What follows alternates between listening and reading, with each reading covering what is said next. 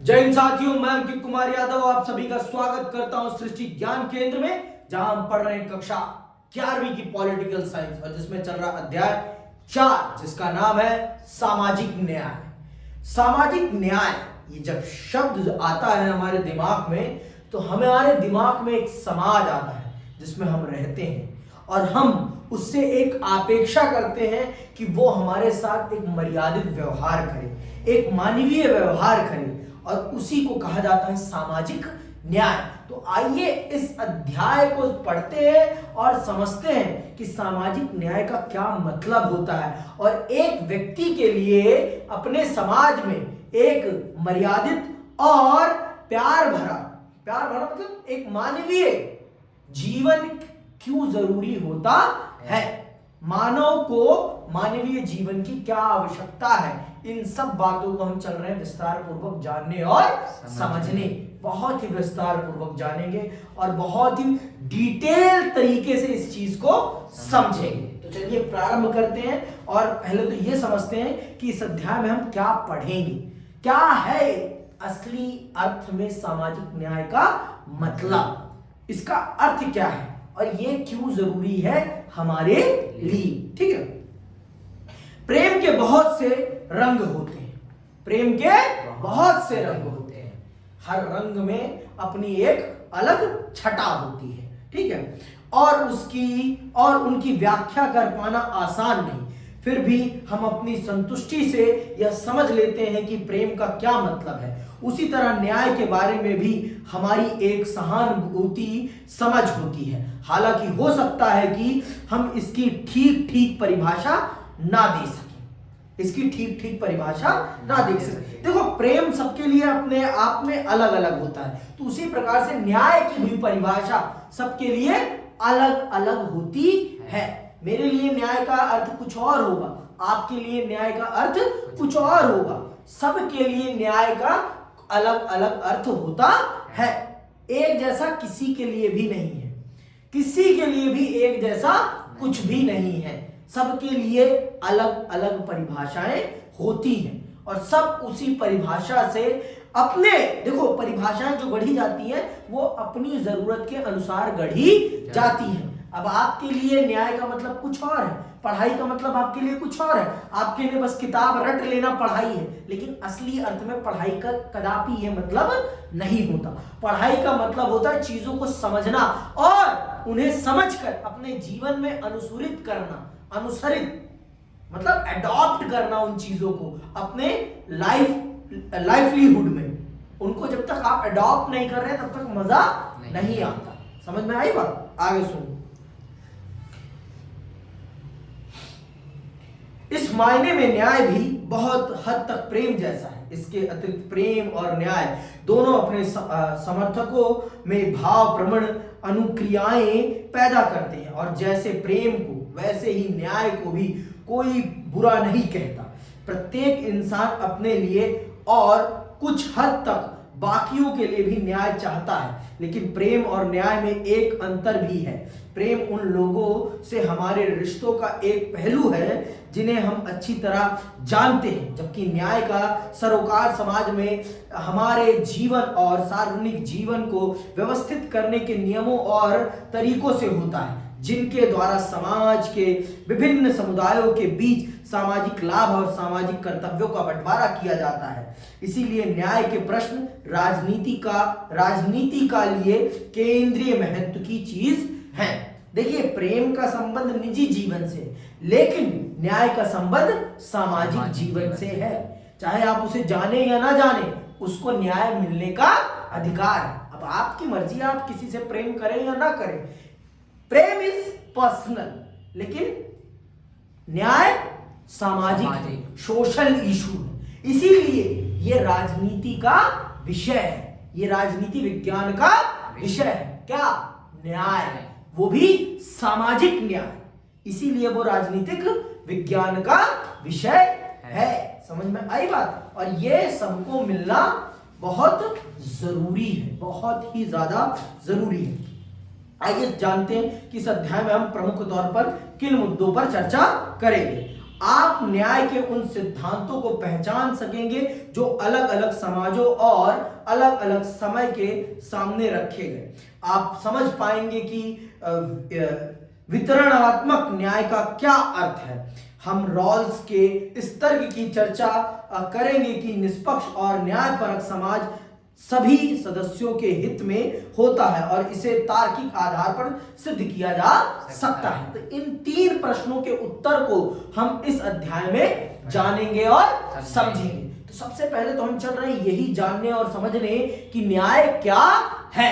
न्याय क्या है और न्याय हमारे लिए क्यों जरूरी है। हर व्यक्ति के लिए न्याय क्यों जरूरी है और इसका हमारे जीवन में क्या महत्व होता है। इसके बिना हमारा जीवन कैसा हो जाएगा। इन सब बातों को हम चल रहे हैं बहुत विस्तार पूर्वक जानने और समझने इस अध्याय में कि एक व्यक्ति के लिए सामाजिक न्याय और न्याय मिलना क्यों जरूरी है। अगर उसे न्याय नहीं मिलता तो उसके जीवन में किस प्रकार के बदलाव आएंगे, किस प्रकार की चीजों से वो अछूता रह जाएगा। इन सब बातों को बहुत ही विस्तार पूर्वक और डिटेल तरीके से हम इस अध्याय में चल रहे हैं जानने और समझने। बहुत ही डिटेल तरीके से, पीयूष मैं फिर से शब्द यूज कर रहा हूं, डिटेल मतलब बहुत ही डीप तरीके से हम पढ़ेंगे और जानेंगे। समझ में आई बात कि अभी भी नहीं आई? पक्का भाई? तमाम संस्कृतियों और परंपराओं को न्याय के प्रश्न से जूझना पड़ा, सबको जूझना पड़ा है। आगे सुनो, भले ही उन्होंने इस अवधारणा की व्याख्याएं भिन्न भिन्न तरीकों से की हों। उदाहरण के लिए प्राचीन भारतीय समाज में न्याय धर्म के साथ जुड़ा था। प्राचीन भारतीय समाज में न्याय किससे जुड़ा था?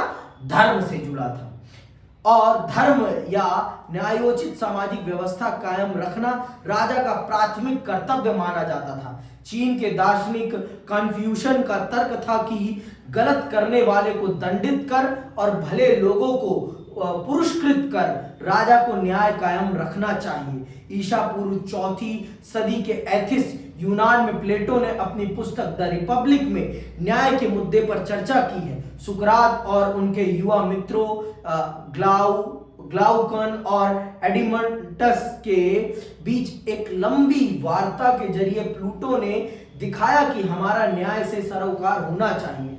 उन नौजवानों ने सुकरात से पूछा कि हमें न्याय संगत क्यों होना चाहिए। उनका आकलन यह था कि जो अन्यायी है वे न्यायी लोगों से ज्यादा बेहतर स्थिति में हैं, जो अपनी स्वार्थ पूर्ति के लिए कानून तोड़ते मरोड़ते हैं, कर चुकाने से कतराते हैं और झूठ और धोखाधड़ी का सहारा लेते हैं। वे अक्सर उन लोगों से ज्यादा सफल होते हैं जो सच्चाई और न्याय के रास्ते पर चलते हैं। आपने आज भी लोगों को ऐसी भावना व्यक्त करते हुए सुना होगा। आपने सुना होगा कि बहुत लोग ये तर्क देते हैं कि जो लोग सही रास्ते पर चलते हैं तो उन्हें तो दुख का सामना करना पड़ता है, लेकिन जो गलत रास्ते पर चलते हैं उनको तो हमेशा अच्छा ही अच्छा मिलता है। लेकिन कदापि ऐसा नहीं होता। अगर हर घर में चोर हो जाएगा तो फिर किसी के घर में कुछ बचेगा नहीं। मान लो अगले कल इसने चुराया, परसों इसके घर से वही सामान चोरी हो जाएगा। अन्याय तभी टिकेगा जब समाज में न्याय होगा। अगर सब अन्यायी हो गए तो फिर न्याय का मतलब नहीं रहेगा। फिर अन्याय का क्या मतलब रह जाएगा? अन्याय कहाँ है फिर? जब सभी अपराधी हो तो अपराधी में अपराधी मरो आपस में। अपराध तभी तो कहा जाएगा ना जब आप भी दूध के धुले होंगे। जब आपने भी अपराध कर रखा है और आपके साथ भी अपराध हो गया तो वो अपराध थोड़ी ना कहलाएगा। अपराध तब कहलाएगा ना जब आप अपराधी ना हो। समझ में आई बात? अगर आपने चोरी करी और आपका सामान चोरी हो गया तो वो चोरी थोड़ी ना कहलाएगी।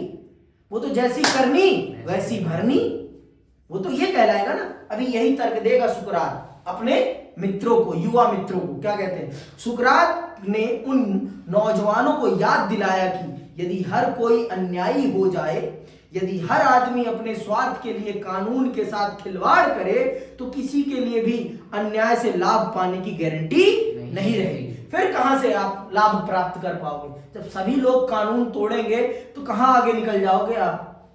भाई अगर लाल बत्ती पर कोई रुक रहा है और आप अकेले लाल बत्ती तोड़कर आगे जाओगे, अगर सब ऐसा करने लगेंगे तो आप आगे निकल पाओगे?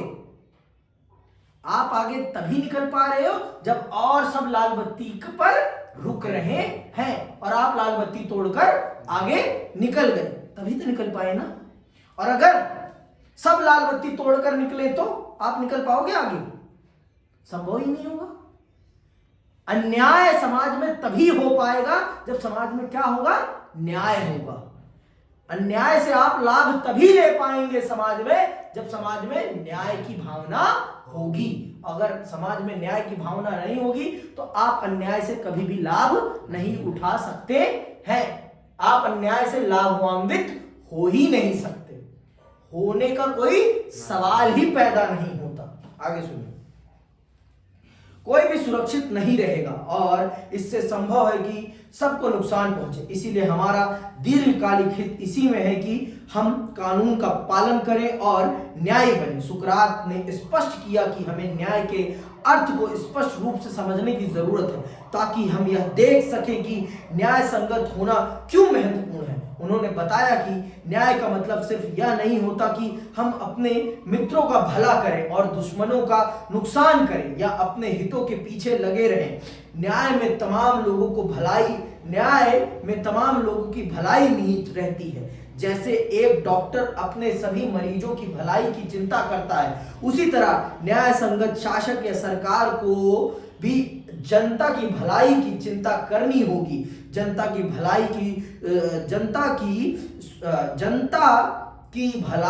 की सुनिश्चितता में हर व्यक्ति को उसका वाजिब हिस्सा देना शामिल है। समझ में आई बात? यह विचार कि न्याय में हर व्यक्ति को उसका वाजिब हिस्सा देना शामिल है आज भी न्याय की हमारी समझ का महत्वपूर्ण अंग बना हुआ है। बहरहाल प्लेटो के जमाने की तुलना में आज यह समझ जरूर बदली है कि किसी व्यक्ति का प्राय क्या है, यानी वह क्या पाने का अधिकारी है। आज न्याय की हमारी समझ इस समझ से गहरे से में जुड़ गई है कि मनुष्य होने के नाते हर व्यक्ति का क्या प्राय है। जर्मन दार्शनिक इमैनुअल कांट के अनुसार हर मनुष्य की गरिमा होती है। मैंने आपको पहले ही बता दिया है कि हर व्यक्ति चाहता है एक गरिमामयी जीवन। क्या चाहता है? गरिमामयी जीवन, मतलब इज्जत भरी जिंदगी। कोई चाहता है बेइज्जती भरी जिंदगी? हर व्यक्ति आए उसे लात मारे, ऐसा कोई चाहता है? हर व्यक्ति चाहता है कि 2 वक्त की इज्जत भरी रोटी मिले, हमें गाली ना खानी पड़े, है ना? ये चाहता है ना व्यक्ति, कि कुछ और चाहता है? क्या चाहता है? इज्जत भरी जिंदगी ही तो चाहता है ना, कि कुछ और चाहता है? कुछ और नहीं चाहता ना। इज्जत सुकून यही चाहता है ना? कि कुछ और चाहता है? नहीं चाहता ना। पक्का, सच्ची, मुच्ची, ठीक, यही बात है। आगे सुनो। अगर सभी व्यक्तियों की गरिमा स्वीकृत है तो उनमें से हर एक का प्राय यह होगा कि उन्हें अपनी प्रतिभा के विकास और लक्ष्य की पूर्ति के लिए अवसर प्राप्त हो। न्याय के लिए जरूरी है कि हम तमाम व्यक्तियों को समुचित और बराबर की अहमियत दें। समझ में आई बात? सबको बराबर की अहमियत, इज्जत मिलनी चाहिए। यही एक असली समाज होता है और यही एक वास्तविक सामाजिक न्याय होता है। न्याय का यही असली मतलब होता है। समझ में आई बात कि अभी भी नहीं आई? पक्का। समान लोगों के प्रति समान बर्ताव, यही है पहला न्याय का सिद्धांत। न्याय का पहला सिद्धांत ही यही है। समझ में आई बात? कि जो समान लोग हैं उनके साथ समान बर्ताव होना चाहिए। उनके साथ समान बर्ताव होना चाहिए। समझ में आया कि अभी भी नहीं आया? पक्का। हालांकि आधुनिक समाज में तमाम लोगों को समान महत्व देने के बारे में आम सहमति है, लेकिन यह निर्णय करना आसान नहीं कि हर व्यक्ति को उसका प्राय कैसे दिया जाए। इस संबंध में कई सिद्धांत पेश किए गए हैं। उनमें से एक है समकक्षों के साथ समान बर्ताव का सिद्धांत। माना जाता है कि मनुष्य होने के नाते सभी व्यक्तियों में कुछ समान चारित्रिक विशेषताएं होती हैं, इसीलिए वे समान अधिकार और समान बर्ताव के अधिकारी हैं। आज अधिकांश उदारवादी जनतंत्रों में कुछ महत्वपूर्ण अधिकार दिए गए हैं। इनमें जीवन, स्वतंत्रता और संपत्ति के अधिकार जैसे नागरिक अधिकार शामिल हैं। इसमें समाज के अन्य सदस्यों के साथ समान अवसरों के उपभोग करने का सामाजिक अधिकार और मताधिकार जैसे राजनीतिक अधिकार भी शामिल हैं। यह अधिकार व्यक्तियों को राज प्रक्रिया में भागीदार बनाते हैं। ये माना जाता है कि एक व्यक्ति के पास इस प्रकार के मूलभूत अधिकार तो होने ही चाहिए। कौन कौन से? जीवन का अधिकार, स्वतंत्रता का अधिकार और संपत्ति का अधिकार और अपनी सरकार को चुनने का अधिकार, जिसे हम मताधिकार कहते हैं। तो भारत में हर व्यक्ति को इस प्रकार के अधिकार दिए गए हैं। भारत का जो भी नागरिक है उस नागरिक के पास ये अधिकार है। तो इनको क्या कहा जाता है? इनको राजनीतिक अधिकार कहा जाता है, राजनीतिक न्याय कहा जाता है। तो ये एक गरिमामयी जीवन के लिए बहुत जरूरी है। ये गरिमामयी जीवन के लिए बहुत जरूरी है और इन अधिकारों को मिलने में किसी भी प्रकार का भेदभाव नहीं होना चाहिए। भेदभाव किस प्रकार का? न लिंग का, न रंग का, न जाति का, न धर्म का, न जन्म स्थान का, न नस्ल का। इन आधारों पर तो कोई भेदभाव होना ही नहीं चाहिए। तो अगर इन आधारों पर भेदभाव ना होते हुए हर एक देश में रहने वाले हर नागरिक को उस देश के राजनीतिक अधिकार मिल रहे हैं, तो इसका मतलब उसको सामाजिक न्याय में मिल रहा है, वो सामाजिक न्याय प्राप्त कर पा रहा है। और अगर ऐसा नहीं हो रहा तो इसका मतलब है वो सामाजिक न्याय से वंचित है। वो सामाजिक न्याय से क्या है? वंचित है। ठीक है। समान अधिकारों के अलावा समकक्षों के साथ समान बर्ताव के सिद्धांत के लिए जरूरी है कि लोगों के साथ वर्ग, जाति, नस्ल या लिंग के आधार पर भेदभाव ना किया जाए। उन्हें उनके काम और कार्यकलापों के आधार पर जांचा जाना चाहिए, इस आधार पर नहीं कि वे किस समुदाय के सदस्य हैं। इसीलिए अगर भिन्न जातियों के दो व्यक्ति एक ही काम करते हैं, चाहे वह पत्थर तोड़ने का काम हो या पिज्जा बनाने का, उन्हें समान पारिश्रमिक मिलना चाहिए। मतलब एक काम की एक कीमत दोनों को ही मिलनी चाहिए, चाहे वो किसी भी वर्ग के हो, जाति के हो, लिंग के हो, कोई फर्क नहीं पड़ता। दोनों को एक काम का एक दाम मिलना चाहिए। चाहे वो पत्थर तोड़ने का काम हो तो दोनों को एक बराबर पैसा, और पिज्जा बनाने का काम हो तो दोनों को एक पैसा। समझ में आई बात? इस आधार पर भेदभाव नहीं होना चाहिए कि वो इस जाति का है, नस्ल का है, या लिंग का है, या रंग का है। इन आधारों पर भेदभाव नहीं होना चाहिए।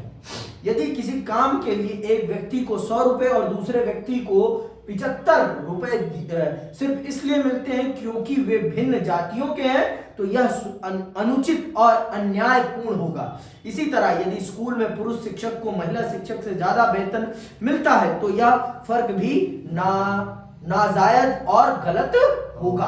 किसी भी आधार पर होने वाला भेदभाव किसी भी रूप में स्वीकार नहीं किया जा सकता, किसी भी रूप में स्वीकार नहीं किया जाना चाहिए भी। समझ में आई बात? ना होना चाहिए, ना स्वीकार किया जाना चाहिए। आई बात समझ में कि नहीं आई? अभी पक्का भाई कि अभी भी नहीं आई है? पक्का इतनी बात भेजे में चली गई? पक्का ना? सच्ची मुच्ची? आगे सुनो। समानुपातिक न्याय क्या है? समानुपातिक न्याय, इस बात को भी बेहतरीन तरीके से समझ लीजिए कि इसका क्या मतलब होता है समानुपातिक न्याय का, और ये क्यों जरूरी है। बहरहाल समान बर्ताव न्याय का एकमात्र सिद्धांत नहीं है।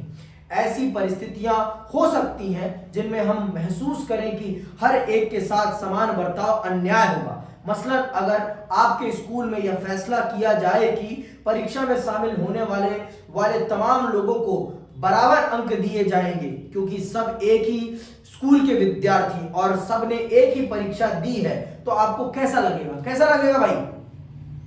सब एक ही क्लास के हो, एक ही स्कूल के हो, तो सबको एक जैसे नंबर मिलने चाहिए। जो पढ़ता है उसे भी 50 नंबर, जो नहीं पढ़ता, जो नकल करता है उसे भी 50 नंबर। तो आपको कैसा लगेगा? हाँ, गलत लगेगा ना? तो आप क्या चाहते हैं? आप यहाँ पर चाहते हैं जिसकी जैसी मेहनत, जिसका जैसा हार्डवर्क, उसको वैसा फल मिलना चाहिए।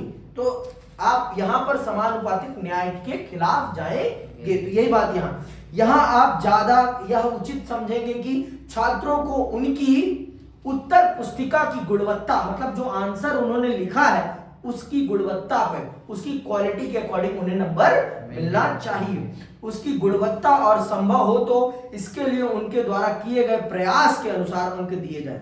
दूसरे शब्दों में, सबके लिए समान अधिकार की दौड़ में एक ही शुरुआत रेखा निर्धारित करने के बावजूद ऐसे मामलों में न्याय का मतलब होगा लोगों को उनके प्रयास के पैमाने और अहर्तों के अनुपात में पुरस्कृत करना। देखो, सबके प्रश्न एक जैसे होने चाहिए। न्याय का मतलब है प्रारंभ लाइन एक हो, लेकिन पुरस्कृत उनको उनके परिश्रम के अनुसार किया जाना चाहिए। पारितोषिक उनको उनकी परिश्रम के अनुसार मिलना चाहिए, लेकिन प्रारंभ लाइन एक होनी चाहिए, शुरुआती रेखा एक होनी चाहिए। शुरुआती रेखा में अंतर नहीं होना चाहिए। शुरुआती रेखा एक और फिर पारितोषिक उनको उनकी योग्यता और मेहनत के अनुसार मिलना चाहिए। आगे सुनो, अधिकांश लोग सहमत होंगे कि यूं तो लोगों को समान काम का समान दाम मिलना चाहिए, लेकिन किसी काम के लिए वांछित मेहनत, कौशल, संभावित खतरे आदि कारकों को ध्यान में रखते हुए अलग अलग काम के अलग अलग पारिश्रमिक का निर्धारण उचित और न्याय संगत होगा। अब भाई देखो, जो स्टेट पुलिस है और आर्मी, दोनों में बहुत अंतर है। पुलिस को जो वेतन मिल रहा है वो आर्मी को नहीं मिलेगा। आर्मी का वेतन पुलिस के वेतन से कहीं ज्यादा होना चाहिए। क्यों? क्योंकि वो ज्यादा खतरा उठा रहे हैं। वो जिन परिस्थितियों में ड्यूटी कर रहे हैं उन परिस्थितियों का कोई मुकाबला नहीं कर सकता। मतलब मारो थप्पड़, कोई मुकाबला नहीं कर सकता। और उनमें भी जो सियाचिन में ड्यूटी कर रहा है, जो उस 60 डिग्री -60 डिग्री तापमान में ड्यूटी दे रहा है, उसको उनमें भी सबसे ज्यादा तनख्वाह मिलनी चाहिए, क्योंकि उसको उसके जीवन को भी त्याग देना पड़ सकता है मातृभूमि की रक्षा के लिए। समझ में आई बात? तो यहां पर परिस्थितियों के अनुसार, स्थितियों के अनुसार पारितोषिक या पारिश्रमिक मिलना चाहिए और यही न्याय संगत होगा, इसे ही न्याय माना जाएगा। समझ में आई बात कि नहीं आई? अभी भी पक्का भेजे में गई इतनी बार नहीं जाती ना तुम्हारे, तो जल्दी से दो। अगर हम इन मापदंडों का इस्तेमाल करें तो हम पाएंगे कि हमारे समाज में कुछ कामगार तबकों को ऐसे कारकों के मद्देनजर निर्धारित पारिश्रमिक नहीं मिलता। उदाहरण के लिए खनिकों, कुशल कारीगरों अथवा पुलिस कर्मियों जैसे कभी कभी खतरनाक लेकिन सामाजिक रूप से उपयोगी पेशों में लगे लोगों को सदैव वह पारिश्रमिक नहीं मिलता जो समाज में कुछ अन्य लोगों को होने वाली कमाई की तुलना में न्यायोचित हो। समाज में न्याय के लिए समान बर्ताव के सिद्धांत का समानुपातिकता के सिद्धांत के साथ संतुलन बिठाने की जरूरत है। ठीक है, तो जिन लोगों को, जो लोग खतरा उठाकर काम कर रहे हैं, उन लोगों को उनके काम के अनुसार वेतन मिलना चाहिए, पर हो नहीं पा रहा है ये, जो कि सरासर अन्याय पूर्ण है। उनको उनकी पारिश्रमिक के हिसाब से वेतन मिलना चाहिए। अब आते हैं तीसरी बात पर। न्याय में ये तीसरा सिद्धांत है, और ये तीसरा सिद्धांत क्या है? विशेष जरूरतों का विशेष ख्याल। विशेष जरूरतों का विशेष ख्याल। अब भाई एक दिव्यांग व्यक्ति है तो उसकी विशेष जरूरत है और उसके साथ अगर उसे विशेष बर्ताव दिया जा रहा है तब न्याय माना जाएगा। अगर उसे सीढ़ी के बजाय रैंप दिया जा रहा है ऊपर चढ़ने के लिए तो वो उसके साथ न्याय है। आप उसको कोई विशेष ट्रीटमेंट नहीं दे रहे, वो उसका हक है, वो उसका हक है, वो उसके लिए न्याय है। क्या है? न्याय। समझ में आई बात? वो उसका हक और न्याय है। अगर आप उसके साथ ऐसा नहीं कर रहे तो आप उसके साथ अन्याय कर रहे हैं। समझ में आई बात कि नहीं आई अभी भी? तो इसीलिए यहां पे लिखा गया है विशेष जरूरतों का विशेष ख्याल। समझ में आया कि नहीं आया अभी भी? न्याय के जिस तीसरे सिद्धांत को हम समाज के लिए मान्य करते हैं वह पारिश्रमिक या कर्तव्यों का वितरण करते समय लोगों की विशेष जरूरतों का ख्याल रखने का सिद्धांत है। इसे सामाजिक न्याय को बढ़ावा देने का तरीका माना जा सकता है। समाज के सदस्यों के रूप में लोगों की बुनियादी हैसियत और अधिकारों के लिहाज से न्याय के लिए यह जरूरी हो सकता है कि लोगों के साथ समान बर्ताव किया जाए, लेकिन लोगों के बीच भेदभाव न करना और उनकी मेहनत के अनुपात में उन्हें पारिश्रमिक देना भी यह सुनिश्चित करने के लिए शायद पर्याप्त ना हो कि समाज में अपने जीवन के अन्य संदर्भों में भी लोग समानता का उपभोग करें या कि समाज समग्र रूप में न्यायपूर्ण हो जाए। लोगों की विशेष जरूरतों को ध्यान में रखने का सिद्धांत समान बर्ताव के सिद्धांत को अनिवार्यता खंडित नहीं बल्कि उसका विस्तार ही करता है, क्योंकि समकक्षों के साथ समान बर्ताव के सिद्धांत में यहाँ अंतर्निहित है कि जो लोग कुछ महत्वपूर्ण संदर्भों में समान नहीं है उनके साथ भिन्न ढंग से बर्ताव किया जाना चाहिए। ठीक है।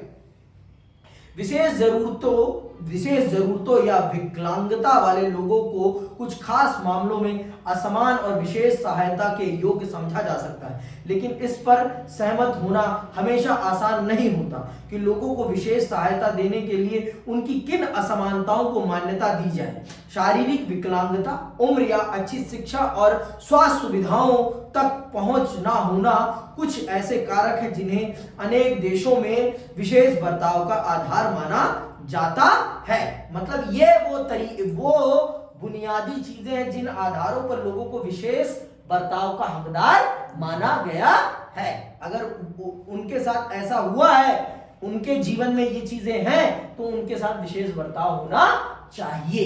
ये माने गए हैं कारक जिन आधारों पर किसी के साथ विशेष बर्ताव होने चाहिए। कौन कौन सी चीज है? शारीरिक विकलांगता, उम्र, अच्छी शिक्षा और स्वास्थ्य सुविधाओं तक पहुंच ना होना कुछ ऐसे कारक हैं जिन्हें अनेक देशों में विशेष बर्ताव का आधार समझा जाता है। यह माना जाता है कि जीवन यापन और अवसरों के बहुत ऊंचे स्तर का उपभोग करने वालों और उत्पादक जिंदगी जीने के लिए जरूरी न्यूनतम बुनियादी सुविधाओं से भी वंचित लोगों से हर मामले में बिल्कुल एक जैसा बर्ताव करने का परिणाम समतावादी और न्यायपूर्ण नहीं बल्कि एक असमान समाज होगा। हमारे देश में आमतौर पर देखा जाता है कि अच्छी शिक्षा, स्वास्थ्य और ऐसी अन्य सुविधाओं तक पहुंच का अभाव जाति आधारित सामाजिक भेदभाव से जुड़ा है। इसीलिए संविधान में अनुसूचित जातियों और जनजातियों के लोगों के लिए सरकारी नौकरियों में तथा शैक्षणिक संस्थानों में दाखिले के लिए आरक्षण का प्रावधान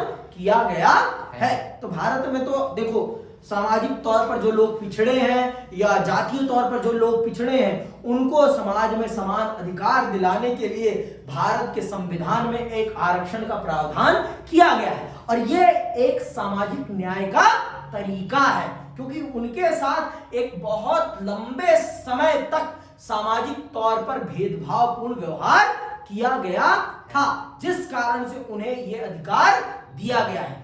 किसी और चीज के लिए नहीं। समझ में आई बात? उनको कोई विशेष ट्रीटमेंट नहीं मिल रहा, उनको समाज में सही हक दिलाने का तरीका है आरक्षण। समझ में आई बात? This is not a special treatment. वो कोई विशेष बर्ताव नहीं है, वो कोई विशेष बर्ताव नहीं है, वो उनका हक है। हक, मैं फिर से शब्द प्रयोग कर रहा हूं, आरक्षण SC ST कम्युनिटी का हक है, समाज का हक है। समझ में आई बात? क्योंकि उनके साथ जिस प्रकार का एक हिंदू धर्म के एक वर्ग ने जो बर्ताव किया उससे उन्हें उबारने के लिए यह बहुत जरूरी है, बहुत ज्यादा जरूरी है। समझ में आई बात? और आज भी अगर इस चीज का आपको उदाहरण देखना है तो भारतीय मीडिया देख लीजिए, आपको पता चल जाएगा कि वहां कैसा आरक्षण काम करता है, आपको पता चल जाएगा। आप देखिए कि कैसे आरक्षण वहां पर काम कर रहा है। वो प्राइवेट इंस्टीट्यूशन है, लेकिन वहां देखिए आप आरक्षण काम कर रहा है कि नहीं कर रहा, आपको पता चल जाएगा, आपको सच में दिख जाएगा कि आरक्षण है या नहीं है।